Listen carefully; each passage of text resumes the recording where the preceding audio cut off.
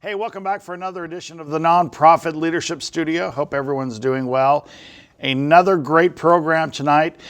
Tonight we have Lisa Shumate. She is the big cheese over at Channel 8 and KUHF Houston Public Media, the general manager there. Lisa, welcome to the program. Thank you so much. So you're a very unique nonprofit leader, right? Mm-hmm. So often we have people that have run small, medium, large nonprofits, but very rarely do we get to see someone who's been involved in the media and also running a nonprofit. You've had a rich career, which we'll talk about in media, and now you're at this very visible place as the leader. Tell me, Lisa, and I'll start with just a leadership question. Sure. If you're writing a book on leadership, what are some of the key chapters for you? What are some of the key components of leadership for Lisa? Number one, it's about service. It's really not about you, but it is about service. Because so many times, we think and we look at these magnanimous CEOs, right? Mm-hmm. And we think, well, they've got this big charisma and they walk in the room and, people are listening to what they say. Forget that. That is not going to serve you. Yeah. It is truly about service, especially when you're leading a nonprofit. Mm-hmm. What is that mission and what are you doing to embody it and make sure you're delivering it? The second thing, you said a couple chapters. Yes, no, please, yes. Okay. The second thing is that you don't have the answers. You get the best and the brightest and encourage them and empower them to have the answers. And that is, I think, how you grow the right kind of a culture that grows and delivers beyond anyone's wildest dreams. And then the third thing is you're going to make mistakes. Accept it, own it, and know that there's only so much you can do after you've made a mistake to beat yourself up. Mm-hmm. You have to learn from it, put it like cement in a bucket and drop it in the ocean. It cannot serve you. You've got to keep focused on the future. Wow. So learn from those mistakes, know that you're going to make them, and know that they can't serve you going in the future. And those are three things that make the job lonely at times. But if you can get beyond those three things, as you're not an inner pleaser that is so having to please that you can't get out of that, or you really like to be that center of attention, so you really have that magnanimous idea, so I'm trying to say make sure who you are aligns with those three things, and I think that's a pretty good start. Yeah. Let's look at your second one in terms of making sure you have the right people around you. When you went to Houston Public Media, I don't think it was called Houston Public Media when you went, was it? It wasn't. What was it called then? They were separate stations, and that was pretty much the model. Yeah. By the way, university licensees are about a third of the public media system, because when the government decided that not all the airwaves were to go for commercial pursuit, universities became a logical place if the pursuit were to enrich man's spirit, as the Public Broadcasting Act stated, and Americans deserve more than a chicken in every pot, and an educational, what could be the possibilities of this new medium? It made sense. That aligned with institutions of higher learning, and still today it's about a third of the system. So radio stations, TV stations, and in some cases radio and TV stations were at the university. And then over time, you had a couple of financial things come together that put pressure on television stations. CPB funding was cut as far as grants. It's still only 10% of our budget. Capital grants that were given from the Department of Commerce got killed in 2011. The economic crisis of 07 and 08 hit, which hurt everybody. Yep. So of course nonprofits suffered. And universities had to go, okay, we have these financial things to consider. What can we do better, faster, smarter? And oh, by the way, there's this whole new media landscape emerging that's cross-platform. And so the University of Houston, like so many others, decided to put radio and TV together under one management structure. And that's when the job was posted to run it all, and that's the one that I got hired. And when you entered into the world of Houston Public Media and what became Houston Public Media, and you were seeing the areas where you needed people around you that maybe you weren't as strong, what areas did you pick? What areas for you were the areas that you weren't as strong in? So it's about definitely picking. It's like a puzzle, putting together puzzle pieces. You really want people with different skills and talents. And it was also about establishing a culture. you read this in business books, and I love reading business books about, which trumps which. And I am firmly of the belief that culture drives strategy. And culture is not something you push down. That's something that's created from the people who have certain shared beliefs and values and come together for, again, a purpose greater than themselves. Right. So that's what we had to create, and we kind of had to create it in every single department. And did you create a culture by hiring the people that you felt were going to have the biggest impact on that positive culture? Yes, and you don't get those, sometimes you go through variations of that. That's right. And the reason is they're personal. Not sometimes, almost always. Almost right? always. Yeah. Think of a team you're putting together. You put the players together. Some players decide to go for other teams. Some players come on and maybe you're not starting them like they thought they were going to get started, or they get injured, or it's the same kind of dynamic. Some just aren't good. And some, this isn't the right fit for them. Right. I hesitate to say about good because I It's firmly just believe in amongst life. us girls here. Yes, Yeah. it's really about fit. If you think about the times in your life you took a job, thought grass was Right. greener, and it wasn't, and That's you right. realized I actually had a better fit where I was, Yeah. or this still isn't it, I need to go further. Those kind of dynamics take place as well. What was the most difficult part of leaving sort of for-profit media, if you will, and going into nonprofit media? I have to say, I've always wanted to be in media. I was very lucky, very early on. And it really wasn't so much about a decision to leave, as much as it was, I felt like this wonderful opportunity, given how much I love it, and have worked in it in all different facets of it my whole career, to do it in a nonprofit setting. The idealisticness of that was so appealing to me. And has it sort of worked itself out that it's what you expected it would be? Completely as it relates to mission. What you don't realize is how hard it is every year to raise that money. Yeah. You are fundraising all the time. There's no profit margin to take from. You are, and it's difficult because, the nonprofit world exists very much on the kindness of strangers. That's right. And people who share your passion and have the capacity to make a difference and put their money where their capacity is. Yeah. You know what I mean? Yeah. Tell me, let's start at the beginning. Where were you born, Lisa, and how did you sort of work your way up? Where'd you go to school and so forth? Born in New Orleans, Louisiana, and I was the oldest of 4 children, and around high school was captivated by a woman on television named Angela Hill, who was an anchor woman at WWL, the first anchor woman in our little local market. At least I think that's what she was channel the is first. WWL? 4, Channel CBS, 4, okay. yes. Now, here's what's interesting about life and coming full circle. WWL was licensed to Loyola University.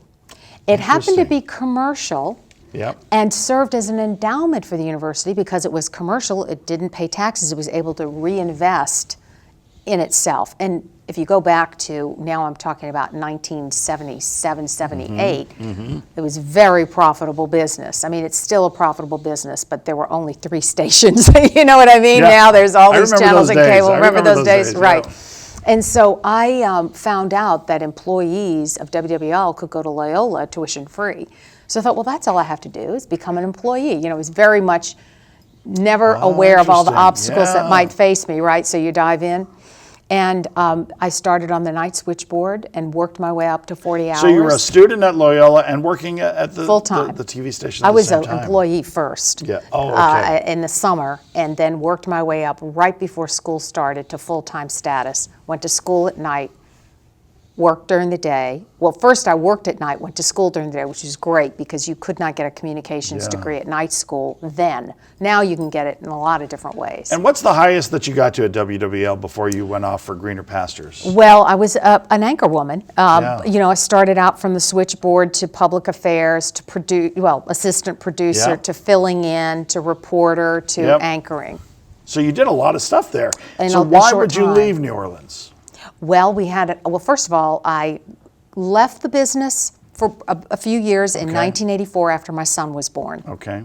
After so much push, drive, I woke up one day and said, I don't feel like I'm doing anything right. I don't feel like I'm being a good mother. I'm very distracted at work. I'm extremely tired. My husband and I had a chat, and I said, I think I want to take a little leave of absence. And so he said, well, we'll work it out. And so I was home with him for 6 years. And I say this to people because they think, you're just hard charging all the time. But there are times in your life that are a season for something else.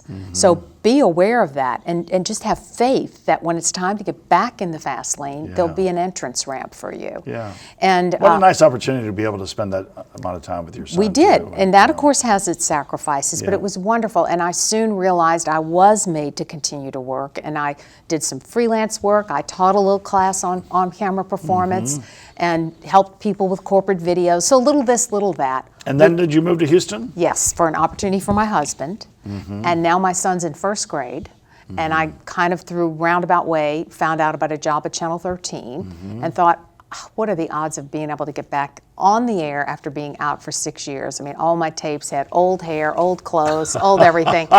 So I knew of a little production studio. They helped me shoot a new tape. And against all odds, I got the job to host Good Morning Houston. Yeah. And it just so happened, and this is where I get back to fit. Yeah. They wanted a woman who had news background, was a mom, who could do both some more hard interviews as well as the feature and lifestyle thing, which was most of the show, which people loved. Now, how long were you at Good Morning Houston? Not long, because, and this is the other thing I say about, it's sometimes the things that don't work out that lead to the things that you're supposed to be doing or are your next opportunity, right? And when they hired me, they said, we don't know if this show's going to last. I mean, it's been on the air now 20 years.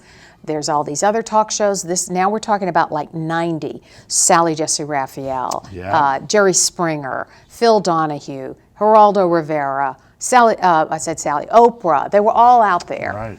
And so they were like, this is kind of the new thing. And people are wanting to watch grandmothers who strip instead of, the local fare on Good Morning Houston. Yeah. But you know what? You have news background. If the show gets canceled, something will work out. Sure enough, 18 months later, the show was canceled. Wow. And they said, don't worry about it. We'll use you here. We'll use you there. And that's where you say, okay, even though I was only 32, I had been doing on-air stuff for 10 years. And so you see that path and you go, I can keep going down that path, or I can see if I can do something else. And I always wanted a long career in television. It wasn't that I always wanted to be on the air. I just wanted to be in media for this reason. It connects people in need with people who can help them. Whether it's a story about the latest medical procedure, whether it is information about traffic, or whether it's a connector. Yeah. And that's what I wanted to be. So you don't have to be on the air to do that. Yeah. And so I started learning the other parts of the business. And eventually you did management work, right? I mean, Eventually, yes. So here's how you do that. For me, after being on air, people kind of cast you in that. And I had done some public affairs programming, like this thing called Children First, and other stations had started getting sponsors for them. So I went to my management and said, I think I can get a sponsor. So they were like, well, okay. And because I was, through the on-air work, got to meet and work with a lot of different companies, I was able to get in to see some people, make a presentation, and raised about $1 million in a year's time for these public service campaigns. Yeah. Well, then I learned if you can create new revenue, you usually can have an entree into management because that's of interest to every business. Of course. And that's where I started to get on the other side.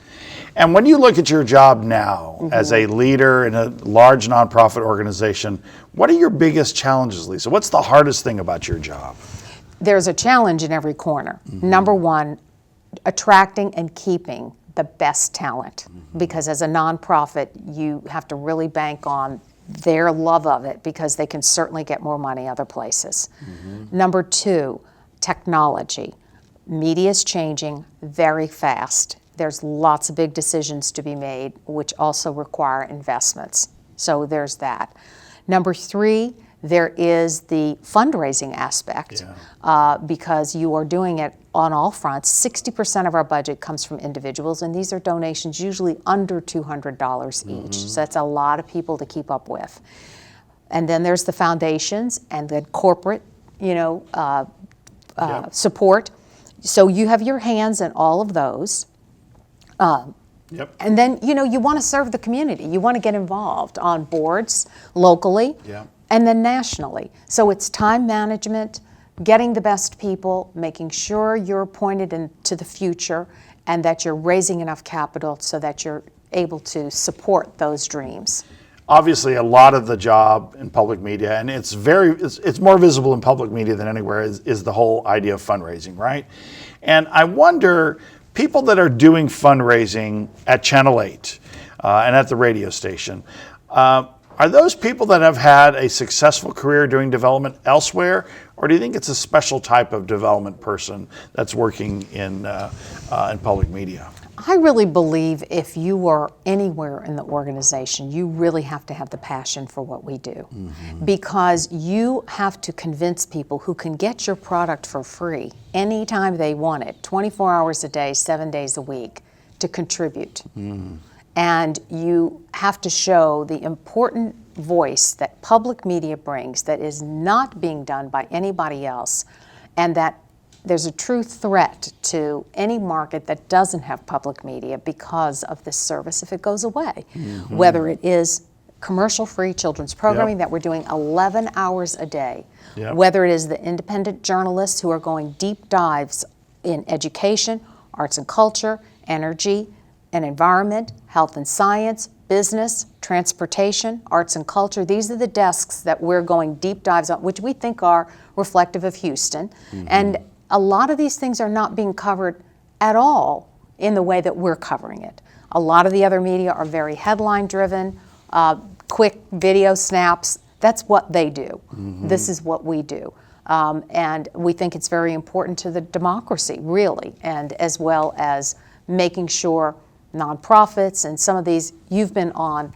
I wonder how many other places, Bob, that you're able to come on and have the kind of interviews and conversation with children at risk that you have with public media. I know. It's a rare opportunity, really it is. We had the head of the zoo here, and I asked her, what is it that you guys do at the zoo that's better than anywhere else in the nation? And she said, well, most of what we do is pretty good. Maybe we're near the top or certainly in the top 5, but the new gorilla exhibit is the best in the nation. Is there anything that you guys do at Channel 8 that you could say it's the best in the nation what we do here? Or do you think you're working towards a couple of those areas? I think we're working towards those couple areas. But I'm so proud of what we're doing, and I think that we are on the cusp. In which area would you say you're on the cusp of being one of the top? I think a lot of them, because we're working on all of them. And what tells me that we're on the cusp is the attention we're getting nationally. So if you want to call this what we're the best at, I would say we have been successful in driving change and really reinventing our organization from what it was a few years ago that was very traditional to really being forward-facing as a HoustonPublicMedia.org and really thinking about content as opposed to TV, radio, web. So I would say pretty good marks there. I think our news gathering and delivery is very strong. I think our reporters are very good, very strong. We want more of them, and we want to see more efforts cross-platform. That's something that's really grown with you too, isn't it? The news. Absolutely. There are more specialty reporters that are so great. The other thing that I would say that we're a leader on, which is very exciting and that we're innovative on, so I would say we're kind of good at that innovation thing, is collaborations. We, in addition to contributing to the Texas Standard, which is a statewide radio broadcast Monday through Friday at 1 o'clock, in addition to that, we have just gotten funding for a statewide collaborative, which is going to be sort of a statewide newsroom. And when you put yeah. together the newsrooms of San Antonio, public media newsrooms Yep. in San Antonio, Austin, Houston, and Dallas, you probably are in excess of 100 people. That's pretty exciting. 100 Yeah. people devoted, when people are cutting down and paring back and getting a lot of news, people who are pushing out news, never leaving the desk, just pulling it all offline. To think that we have journalists going out in the field, talking to folks, doing research, collaborating, it's pretty exciting. Yeah. Yeah. One of the things that we've looked at this week in our TED Talk and in the reading is a focus on how organizations sort of measure themselves and winning. How do you measure your wins? What is a win for you guys at Houston Public Media?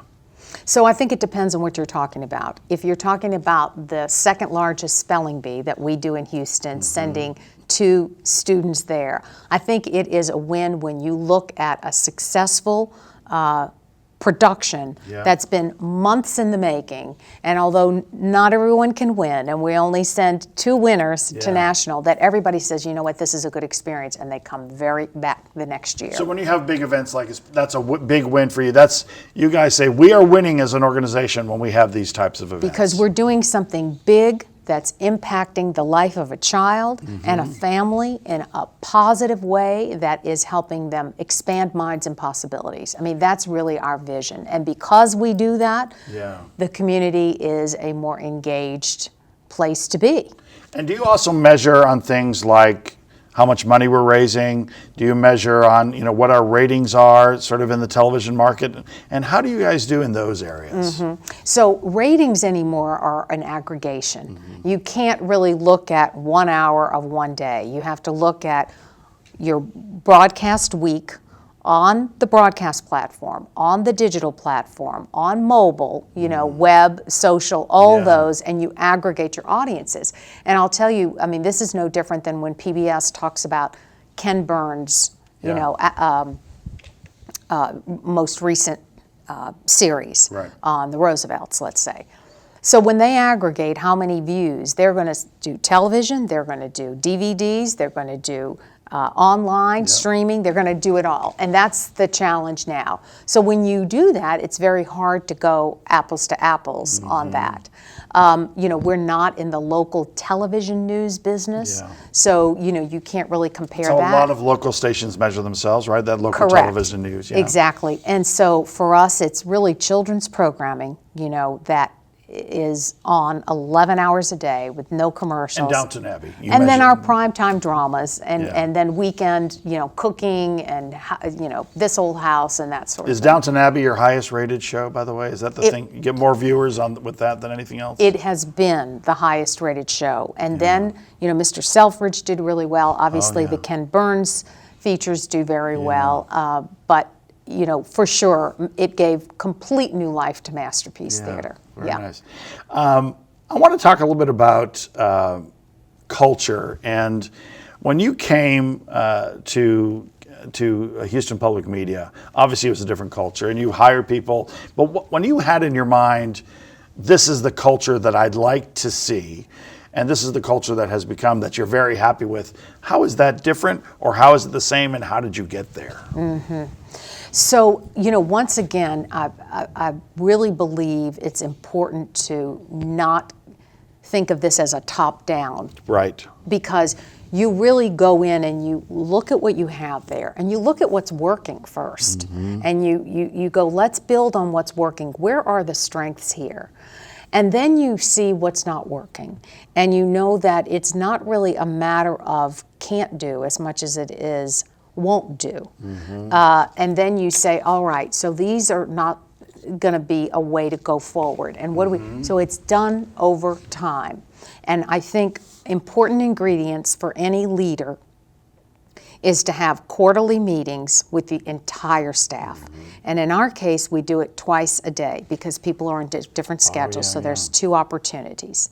The second thing is, when you're new to an organization, open your door to every single person and be proactive about making sure every single person gets to come in and meet you. Nice. The third thing is that you can't worry about every nook and cranny. You have to put your top leadership team in place. So first you start with finding that one who can be a right hand. Then you start with where else is it needed and who else. Here's my big fear, that somebody who should be at the top tier is too buried down beneath somebody who I'm counting on, who may or may not be giving me either what is needed for, or not me, but the organization, what it needs, or not the full picture of what's really going on. And that's a danger that you're relying on that team. And that's why so many people come in and handpick that team. Exactly. Because it's a trust thing. But you don't have to do it that way. So many times you see leaders who are a little unhappy, and it's often when they've taken over an organization, and you say, well, do you have your people there? And inevitably they say, no, not yet. It's not and it's so important for your own happiness also to have your people, those leaders that you can completely trust around you. And ones that are competent, because here's another thing. Absolutely. If you have a leader that is truly valued and respected by that team, and you have to really think, if you don't think they're right for the organization, what the repercussions are going to be if you go ahead and make that change anyway, because there may be a legacy of folks looking, and so now they'll start to feel insecure, they'll start to feel worried, and then that demoralizes, and now this culture you're trying to build, with everyone engaged, is off track. And that does happen. I mean, and sometimes it's unavoidable. So that's why I'm saying, it's a little bit of a bob and weave, and do this and then adjust, and go this much further and then adjust. For me, it's not been about this grand plan that's been in a drawer, and now I'm ready to roll out phase 2. It's much more dynamic than that. Is there something, Lisa, that's on your don't do list that keeps you focused on matters that are more important? Things that you say, no, I don't do that. Don't do list. I don't know exactly what you mean by that. So the things that you really don't, you want to keep focused on certain things. So well, listen, I'm not going to do these things. These are things that tempt me, but I don't do these things because I really need to stay focused. No, I have the opposite problem in that, when opportunities come up for national involvement, it's good for the station. Yeah, that's right. And people did say to me, put that off as long as you can. And so the first 2 years, it wasn't by my choice, it didn't come my way. But then when it did come my way, I kind of thought, I think I prefer to see it as this. Rather than don't do, it's what do I need to be doing next and what do I need to stop doing? Right? Because if I'm in one place, then I'm static, and I can't be bringing new freshness and new thinking and new perspective to where the industry's going. Yeah. So I think for me, it's more of evaluate, and when you do decide to do something else, you have to let go of something else, which means your team has to be ready to take what you're putting in their corner, in their camp. When you look at the landscape of nonprofits in the greater Houston area, are there a couple of nonprofits that for you think, and you've worked with them or you've seen them, that you think these are high-performing organizations? Are there a couple that come to mind? Well, the one we were talking about a minute ago, I think Texas Children's Hospital is in a category all its own. I know. When you think of what this single person, Mark Wallace, has accomplished over decades, and it's not just the fact of the beautiful facilities and the dedicated care and the truth to mission. I mean, it is such a special place. Those are great things, yeah. But let's talk about the practicalities of managing a board. A very super high prominent caliber, board, super prominent, uber doctors who, are also in a mindset. I mean, that takes great finesse, and he has earned their trust and confidence. And so I think he's really in a category all of his own. I do think that your organization, honestly, has such a very defined niche that no one else does. I always admire that because it's really clear to go out and talk about what you do and get people to understand your value in the marketplace. And I think it's a challenge for those where there's duplication in the market. Markets are just pushing those duplications to merge again and again, the way that public media merged. It's hard, I think, for many nonprofits when there are 4 or 5 that are are doing the same thing. And if you're a children's hospital and you have Texas Children's as one of those, why would you? I mean, exactly. Very, very tough. But that's a key thing. And you often hear people say, "I want to start a nonprofit," but that nonprofit is very similar to what many other people are doing. That's right. So it becomes tough. So I am ready to go to the Twitterverse. I hope you are ready to go to the Twitterverse. Absolutely. To see what students are tweeting in. This is Denitza Steele wants to know, do you have an example of a mistake that you learned from? There are so many. So just pick one. I don't want to hear them all.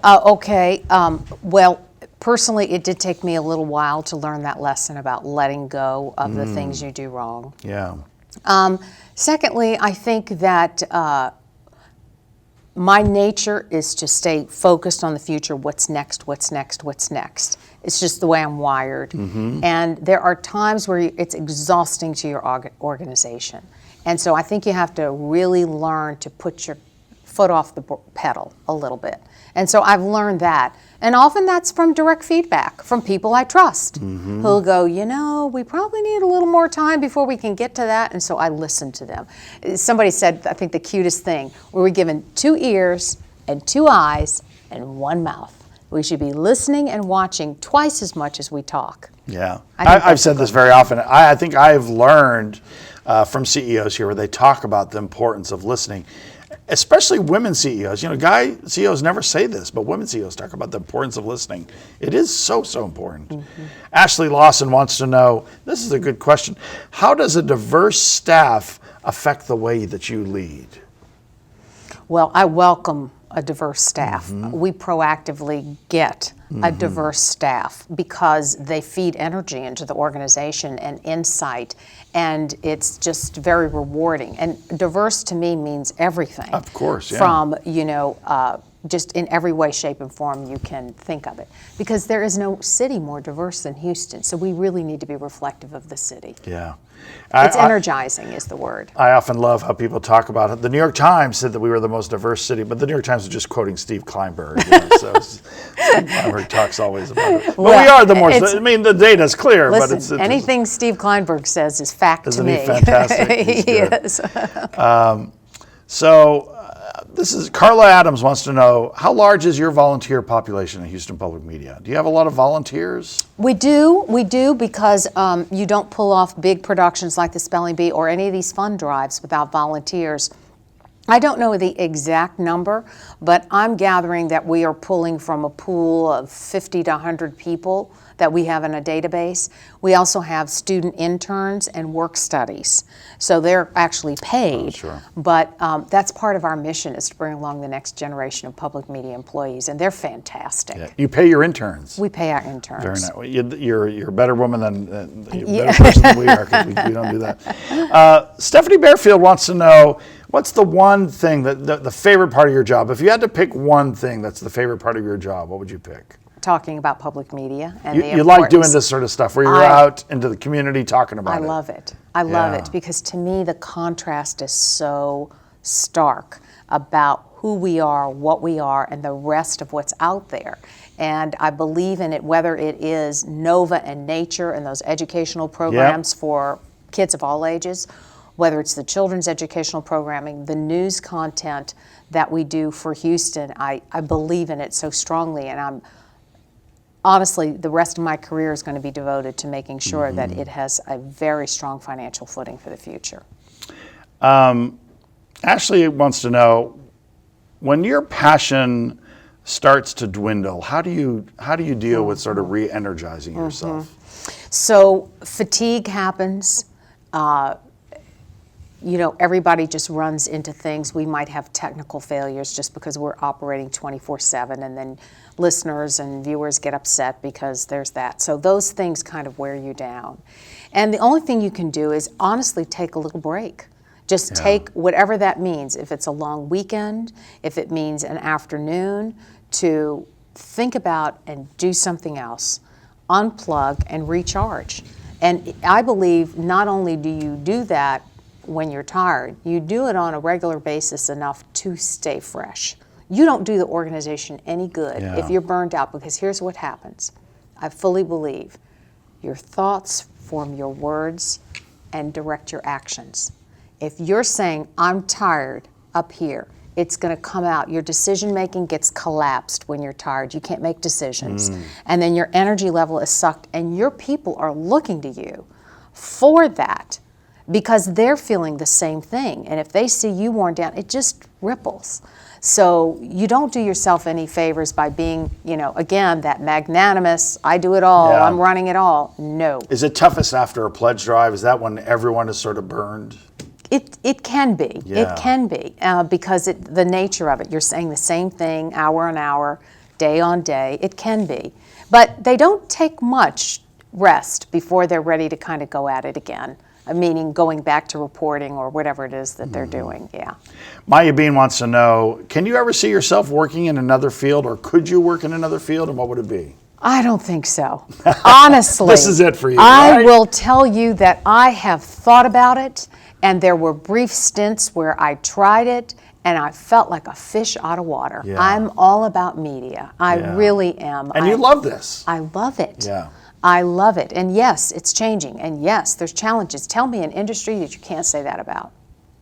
So here's Jonathan Holland. John has this very interesting quote. Some leaders claim they have an open door, but really prefer a hierarchy. What are the pros and cons to having a chain of command? You know what? That's such a great question. Yeah.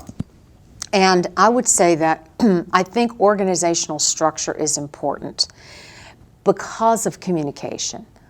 The challenge is making sure your structure is flat enough so that when you have a leadership meeting and they're going back to their departments, it doesn't have to get retold 3 times because you know what happens to the integrity of the message. Yeah. And that is a very big challenge. I say that my door is open because if there's something going on and somebody's upset about something of the boss, I need to know about that. Maybe there is something that doesn't, that needs my attention and needs corrective action. Maybe it's somebody that just has some steam they want to blow off. So I think it's important to stay.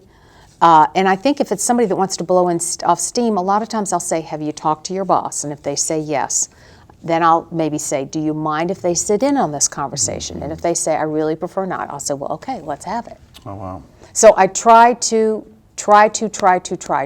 I remember one time, I have to say this, using the word, somebody came in and told me they had gotten a job offer. And I said, well, did you tell your boss? Well, no, I thought I'd tell you first. And I said, well, you really need to go talk to your boss. And I think what they wanted me to do is throw myself down and say, oh, don't leave, you have to stay. And while that may be true, I can't, that would completely usurp the person whose boss that was. That was their discussion to have. And at the end of the day, the person didn't wind up leaving. They actually, I think, just, maybe wanted to. Needed a raise, maybe a little Pretty much. appreciation somehow. More raise. But actually, we wound up, I think it was a good learning moment for everybody. And I say that a lot to folks because when you are pretty clear about what you want, then people think they can't make a mistake. And I think everybody needs to know, make mistakes. The world will still spin. We will figure this out. If your intentions are good, you make a mistake, it's okay. We can recover. Wow. Kate Gigliotti wants to know about if being tied to U of H in some way helps or hurts fundraising, right? Because, of course, many people say, oh, you're tied to U of H, you guys have plenty of money. But does that have an impact, do you think? So we talk about this a lot, and the University of Houston holds the license. But if you think about it, they are an educational institution. We are not eligible for tuition dollars. We are not an educational arm. We are a non-academic unit of the university. So we get no funding there. We get no funding from the state of Texas because no other public entity does, and there's actually a law against it. We are completely self-funded. I do believe there's confusion in the marketplace. You see this beautiful, wonderful institution rising, and doing more every day. You think, well, they must have public media covered. They don't. It's by design. It's by law. And we just have to keep it going there. But University of Houston and all of our universities provide great experts and resources for us in terms of being able to tap into them for stories. And we love the association with them. In terms of fundraising, it seems to me that a number of years ago, you guys raised far less than you're raising now. I mean, have you seen a significant growth since you've been there over the years? I've seen a growth on the television side. Okay. I have seen us get to a nice point on the radio side. I believe we have been, in a way, too reliant on on-air fundraising. Who wants to hear more pledge drives? No one. No one. Yeah. So it would be wonderful to be able to cut that back. So when I talk about innovation and leadership, this is the path for us to go on now. We have a new leader in that department, and is going to be looking at what technology can do, going to be doing, believe it or not, what mail can do, the right mail, right lists, reaching out beyond the Beltway to events or other items, other activation engagement ways.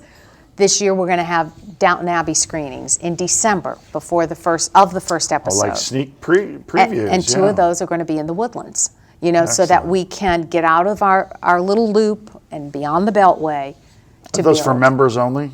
Is that what you want them to be members? They're for the community. Yeah. They're for the community, honestly. So they will fill up quick. Yeah. But an email will go out, and it's for the community. Are there any public stations around the country that don't do pledge drives because they've figured out how to raise money in other ways? There are a couple of radio stations that have done, we're going to stay on the air till we raise the money, then we're going to get off. And they say that, they've been able to do it in a couple days, but that doesn't always get repeated the next year. Okay. So people get excited about it the first time they hear it.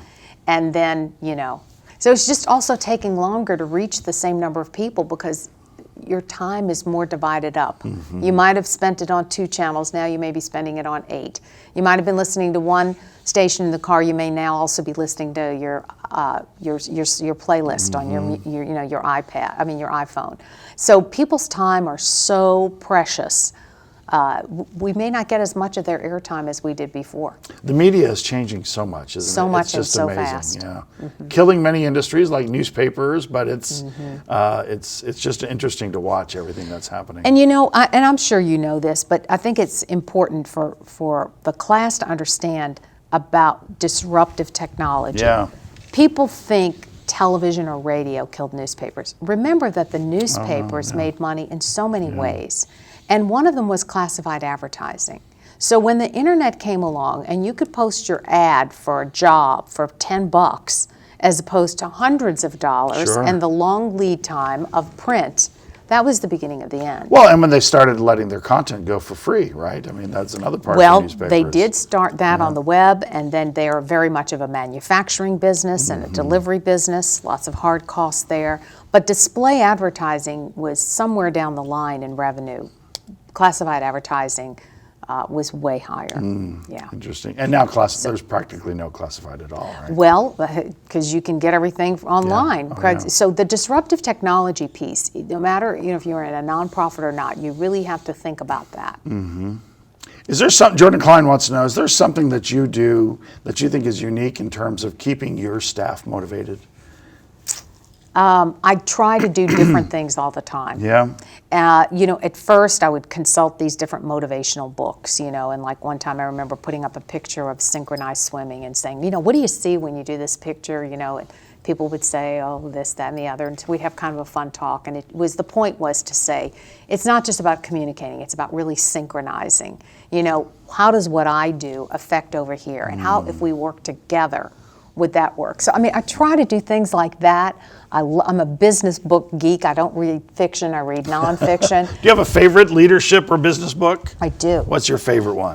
It is Blue Ocean Strategy. Oh, yes. And the reason I like that book is because it says, although I just talked about disruptive technology, it's a management decision that can really decide the future of an organization. It's not always about the technology, and I'll give you an example.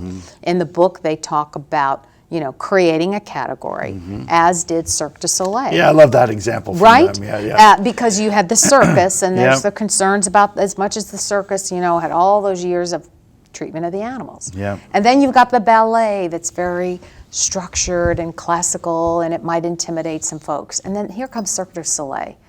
Acrobats, music, fantastic sets. It defied all boundaries, and it was grew internationally on a trajectory no one could have managed. That was a creative decision. And look what happened. And I think the same is true of media. You know, there are decisions we can make of how we use our technology for the future, for the community, in addition to our resources, that will make or break us. And the answers are in our building, not a consultant, not this. They're in our building, and they're not me. I might just throw some things out there, and then the team, the talent is in the building. Do you think there's a way to make Houston Public Media sort of create that separate category, much like Cirque du Soleil, in many ways Southwest Airlines? You know, is there a way to take Houston Media and do that? There is.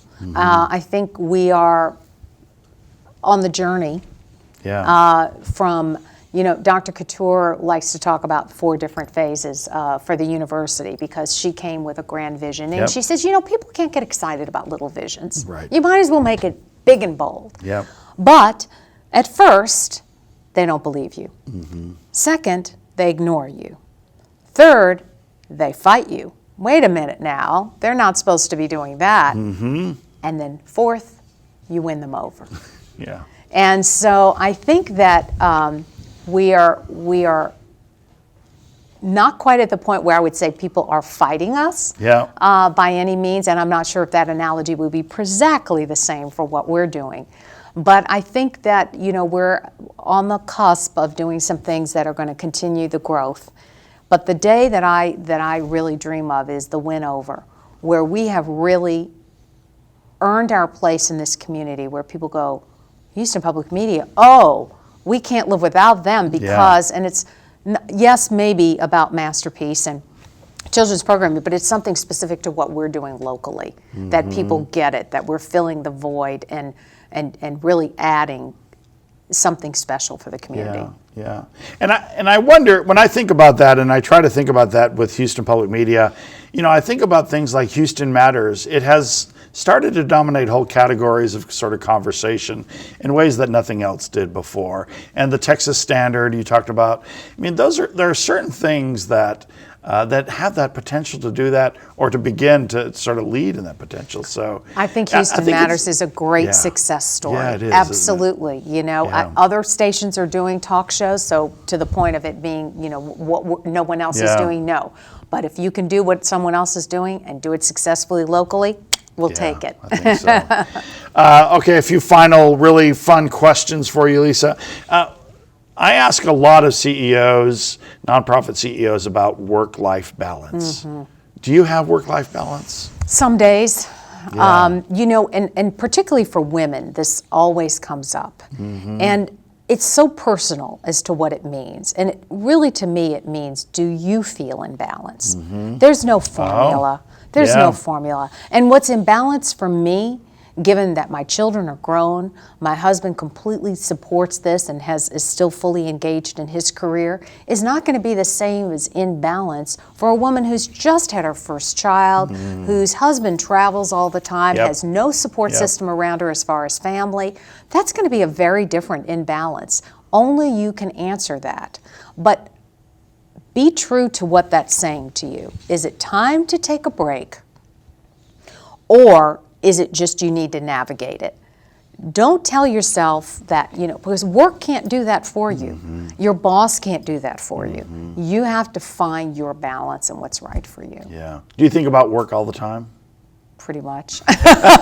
Although I will say I have just learned I'm going to be a grandmother, so I'm thinking about that That's a lot nice, too. yes. I'm thinking That's about really that, good. and I have 2 great children, so I think about my family, honestly, and my immediate family of siblings and my mom a lot. When you go on vacation, do you stay plugged in, or are you always answering your email? Not always answering my email. I do unplug, and I unplug on the weekends too. Oh, you do? Yeah, and everybody knows how to get me if they need me. But I think it's really important to the creative process to just So if they need sanity. you on the weekend, is it a text or is it a phone call?